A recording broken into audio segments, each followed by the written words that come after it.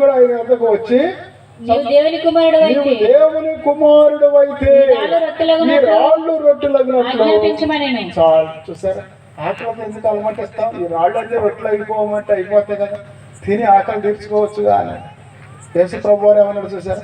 మనుషుడు రొట్టె వలన బ్రతకడు కానీ దేవుని నోటి నుండి వచ్చే ప్రతి మాట వల్ల బ్రతుకుతాడు అన్నాడు. దేవునికి స్తోత్రం చెప్దాం. అందరూ చెప్పాలి దేవునికి స్తోత్రం. అందరూ చెప్పాలి దేవునికి స్తోత్రం. మనుషుడు రొట్టె వలన బ్రతకడు. కరోనా సీజన్ లో యోధులు వెళ్ళిపోయారు కదా.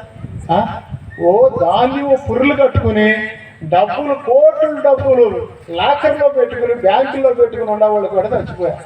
తల్లి జాడ పిల్లకి లేక, పిల్ల జాడ తల్లికి లేక, చెట్టుకొకరు పుట్టకొకరై అనాథులై గడిచారు. చాలా మంది చాలా దీంట్లో చూపించాడు పేపర్లో వాటిలో.